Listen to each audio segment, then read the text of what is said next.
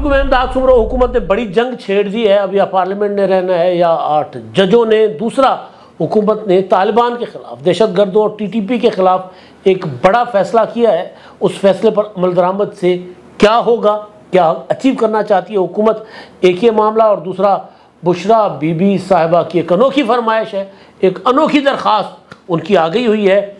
और फिर रऊफ़ हसन साहब जो हैं उनको दहशत गर्दी के इल्ज़ाम में गिरफ़्तार कर लिया गया। रऊफ़ हसन तहरीक इंसाफ के तर्जुमान, जिनको कुछ दिन पहले FIA ने गिरफ़्तार किया, अब उनको CTD के हवाले कर दिया गया है।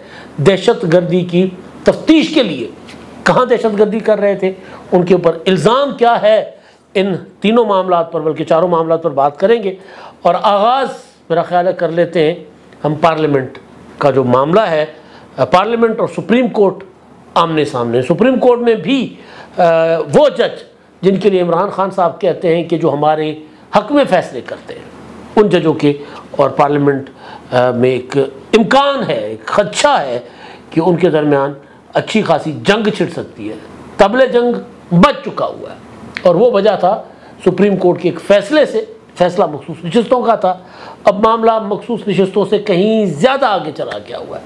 अब पार्लियामेंट ने रहना है या 8 जजों ने रहना है, या फिर किसी एक ने सरेंडर करना है। देखते हैं कौन सरेंडर करता है। पार्लियामेंट के सामने जज जो है वो सर तस्लीम खम करते हैं कि जी पार्लियामेंट सुप्रीम है, आपका फ़ैसला हमारे सर आँखों पर, या फिर पार्लियामेंट को घर भेज दिया जाता है। कहा जाता है कि नहीं, ये फ़ैसला आपने जो ये तरमीम करने की है आपने, हमें ये कबूल नहीं है। लेकिन कब होगा, कैसे होगा, बात की बात। लेकिन मामला था मखसूस नशिस्तों का। तो सिंधी की कहावत जो अक्सर मैं आपको उर्दू में तर्जुमा करके सुनवाता हूँ कि गई थी कान छिदवाने, नाक कटवा कर वापस आ गई। तो यही सूरत हाल PTI के साथ हुई है। सुप्रीम कोर्ट से तो वो मखसूस नशिस्तें सुन्नी इत्तेहाद काउंसिल के नाम पर लेने गई। सुप्रीम कोर्ट ने PTI को सारी की सारी सीटें दे दी, लेकिन पार्लियामेंट कहती है कि हम ये फैसला नहीं मानते, हम अपने कानून के ऊपर अमल करवाएंगे। और उसके लिए एक तरमीम लाई गई और कल वो तरमीम जो थी कौमी असम्बली में पेश की गई।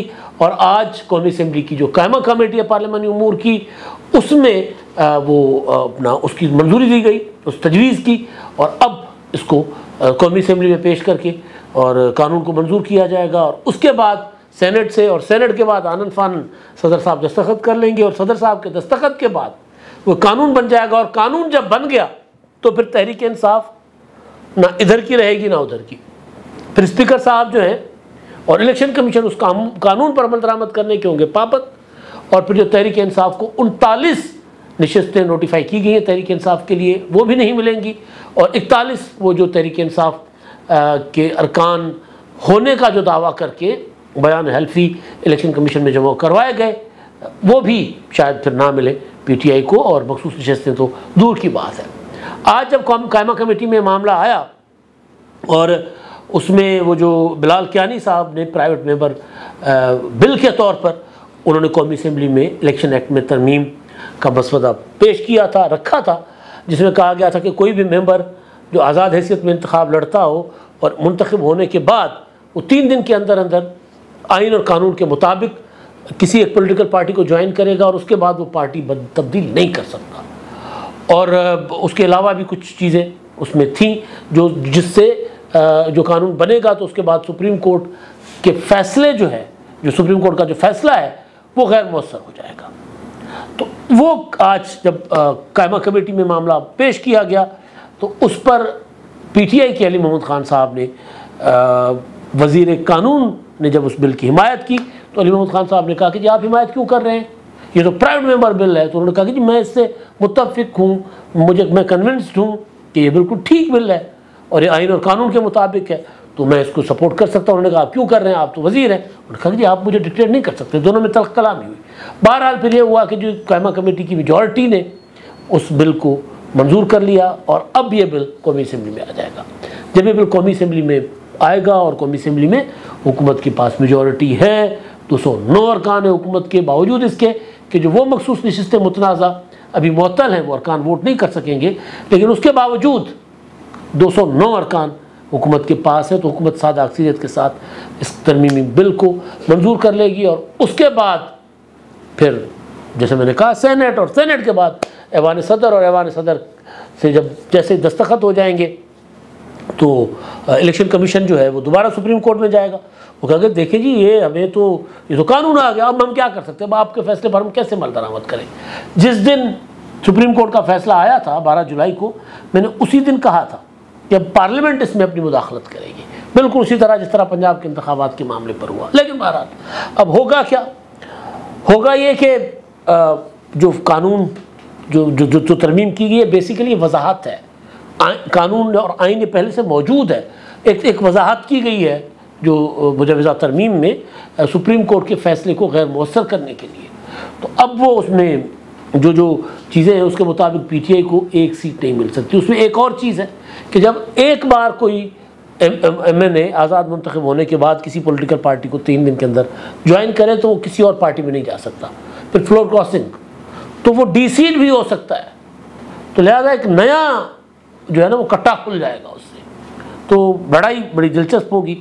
अब या तो पीटीआई की दरख्वास्त जो जाएगी इसका कानून के ख़िलाफ़, क्योंकि पीटीआई तो कह रही है ये कानून हमें मंजूर नहीं है और सुप्रीम पार्लियामेंट ये कानून नहीं बना सकती, तो मुमकिन है पीटीआई सुप्रीम कोर्ट में चली जाए। तो सुप्रीम कोर्ट जो है वो तो छुट्टियों पर है, हम तो छुट्टियों पर है, तो कैसे आएंगे फिर?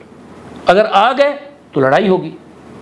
तो सवाल ये है कि जो 8 जज साहिबान हैं, क्योंकि बाकी 5 जज साहिबान ने तो इससे इख्तलाफ किया था, तो 8 जज साहिबान या जो प्रैक्टिस एंड प्रोसीजर कमेटी में जो 2 सीनियर जज साहिबान हैं जिन्होंने कहा था हम तो छुट्टियों पर हैं, हम तो अपील नहीं सुनते, जस्टिस मंसूर अली शाह साहब और जस्टिस मुनीब अख्तर साहब, वो अपना प्रोसीजर एंड अपना प्रैक्टिस एंड प्रोसीजर कमेटी बुलाकर वो उसमें खुद नोटिस लेने का कहते हैं पार्लियामेंट के अगेंस्ट, या पीटीआई की कोई पिटीशन आती है, अगर वो ऐसा करते हैं तो फिर लड़ाई ज़ाहिर है वो संगीन हो जाएगी, शदीद लड़ाई हो जाएगी। उनके पास ऑप्शन मुमकिन है एक हो, जो सुप्रीम कोर्ट के फैसले हैं कि जी सुप्रीम पार्लियामेंट ने क्योंकि ये कानून साजी की है तो लिहाजा पार्लियामेंट की कानून साजी में हम मुदाखलत नहीं कर सकते। पहले हमें अवाम था या पहले कुछ चीज़ें क्लियर नहीं थी, हमने अपनी तरफ से तशरीह की, लेकिन आइन और कानून बनाने वालों ने बता दिया कि नहीं इस तरह नहीं हो सकता, तो लिहाजा नहीं हो सकता, तो फिर पीटीआई तो हो जाएगी फारिग। लेकिन ऐसा मुमकिन मुझे नज़र नहीं आ रहा, लड़ाई आगे जा सकती है, बढ़ सकती है। अच्छा जी, अब वो मैं तालिबान टीटीपी के ख़िलाफ़ जो हुकूमत का फ़ैसला है उस पर आने से पहले एक जो गोरा साहब आए थे, वो मैंने आपको बात बताना भूल गया था शुरू में, कि गोरा साहब इमरान खान से मुलाकात करने आए थे। अमरीकी निजात बरतानवी सहाफ़ी चार्ल्स ग्लास साहब जो हैं वो अपना आए और उन्होंने इमरान खान से मुलाकात करने की कोशिश भी की थी, और पिछले दिनों खबर ये चली थी कि उन्होंने मुलाकात की है, लेकिन बहरहाल वो गए थे और मुलाकात नहीं होने दी गई थी। तो उन्होंने वज़ीर दाखिला को ईमेल भी किया था कि जी मैं मिलना चाह रहा हूँ, इमरान खान से इजाज़त मांगी थी लेकिन उनको इजाज़त नहीं मिली। अब उनको डिपोर्ट कर दिया गया, उनका वीज़ा मनसूख करके उनको अपने वतन वापस भेज दिया गया है कि गोरा साहब अब हम आज़ाद मुल्क हैं, आप नहीं आ सकते यहाँ पर, आप हमारे मुजरिम से नहीं मिल सकते क्योंकि इमरान खान साहब सज़ा याफ्ता है, तो आप यहाँ नहीं आ सकते, आप इनसे नहीं मिल सकते। बहरहाल उनको भेज दिया गया वापस। लेकिन जो कैदी इमरान खान साहब की हम जो अहलिया हैं बुशरा बीबी साहिबा, उन्होंने एक अनोखी दरख्वास्त डाली है लाहौर हाई कोर्ट में, और अदालतें ऐसी दरख्वास्तें जो है वो सुनती भी हैं। बहरहाल अदालतों की मर्ज़ी है भाई। उन्होंने कहा है कि जी अडियाला जेल में मुझे धमके दिए गए थे और धक्के देने वालों के ख़िलाफ़ कोई एक्शन नहीं हुआ। 13 जुलाई को धक्के दिए गए थे जब बरी किया गया था उससे इद्दत में निकाह वाले केस से, तो मुझे धक्के दिए गए थे और धक्के देने वालों के ख़िलाफ़ कोई कार्रवाई नहीं की गई। तो उन्होंने अदालत को कहा कि जी मेरे साथ बदसलूकी करने वाले जो नैब के अफसरान हैं उनके ख़िलाफ़ कार्रवाई की जाए। मतलब कमाल, ठीक है भाई, आप कुछ भी कर सकते हैं। अदालती निज़ाम को आपने अपनी जकड़ में रखा हुआ है, अपने जादू के साथ, अपनी पॉपुलरिटी के साथ आप कुछ भी कर सकते हैं।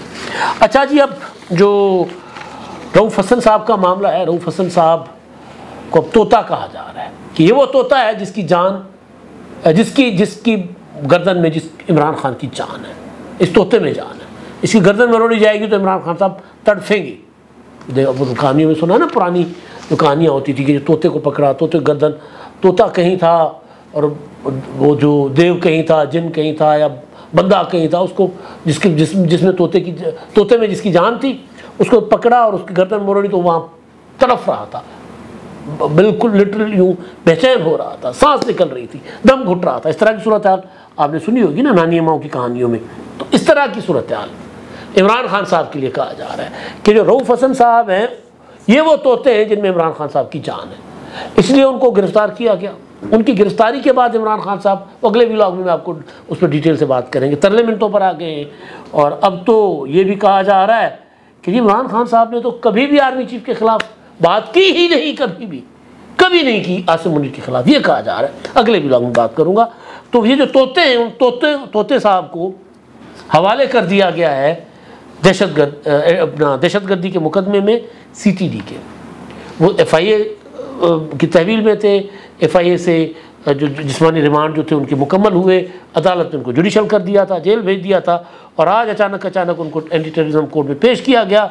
और वहाँ पर बताया गया कि जी जो वो अहमद जंजुआ साहब हैं, अहमद वकास जंजुआ साहब, उनसे जो बरामद हुआ था कोई बारूद पता नहीं क्या क्या, तो उसको इन्होंने 3 लाख रुपए उनको दिए थे ये सामान ख़रीदने के लिए, दहशतगर्दी में मुआवनत के लिए। तो लिहाजा इनको हमें दे दे, CTD को दे दे।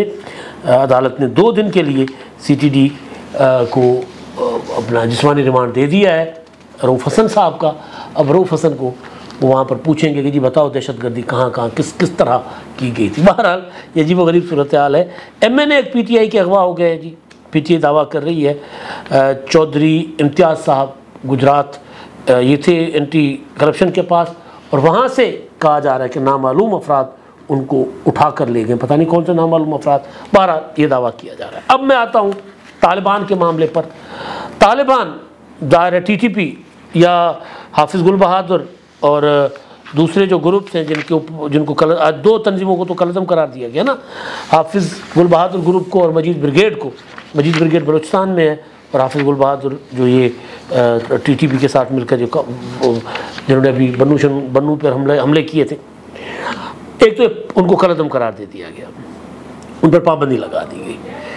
लेकिन दूसरी चीज़ जो है वो ये हुई है कि वज़ारत दाखिला ने एक नोटिफिकेशन जारी किया है कि जो दहशतगर्द ये जो TTP ख़ास तौर पर उनको फितना अल खवारिज कहा जाएगा सरकारी तौर पर। और दूसरा जो सरकारी ख़तो किताबत होगी, प्रेस कॉन्फ्रेंसेस होगी, उनमें इन दहशतगर्द तंजीमों से मुंसलिक जो अपने आप को मुफ्ती कहते हैं, हाफिज़ कहते हैं, जिस तरह हाफिज़ गुल बहादुर मैंने कहा, उनको खारिजी लिखा जाएगा, पुकारा जाएगा, पढ़ा जाएगा। तो अब इससे होगा क्या? इससे होगा ये कि तालिबान जो है वो तालिबान तो एक ज़ाहिर है वो होता है ना पॉजिटिव लफ्ज़ है कि भाई मदारिस के तालिब इल्म, स्कूल्स के तालिब इल्म, स्टूडेंट है ना, शागिर्द, वो तो एक अच्छी चीज़ होती है ना। इल्म का तालिब, जिसको इल्म की तलब हो, जो इल्म की तलाश में हो वो। लेकिन वो जो अगर बम फाड़े, लोगों को मारे, छावनियों पर हमले करे, मसाजिद पर हमले करे, इमाम बारगाहों पर हमले करे, गिरजाघरों पर हमले करे, मंदिरों पर हमले करे, बच्चों के स्कूल उड़ाए, तो वो तालिबान तो ना हुआ। तो लिहाजा इनको ख्वारिज कहा जाए। ख्वारिज वो लोग जो अपने आप को सबसे बड़े मुसलमान समझे लेकिन वो दहशतगर्दी करें, फितना फैलाएं, तो उनको ख्वारिज कहा गया ना। तो वो इनको अब नाम दिया गया है। अब इसका असर क्या पड़ता है? क्या इससे वो लोग जो कहीं ना कहीं किसी न किसी शक्ल में इनको सपोर्ट करते हैं मज़हब का नाम इस्तेमाल करने की वजह से, वो इनसे मुतनफ़र होंगे या नहीं? ये कोशिश तो इसलिए की गई है। अब देखिए इसका नतीजा क्या निकलता है। अब तक के लिए इतना ही। अल्लाह हाफ़िज़।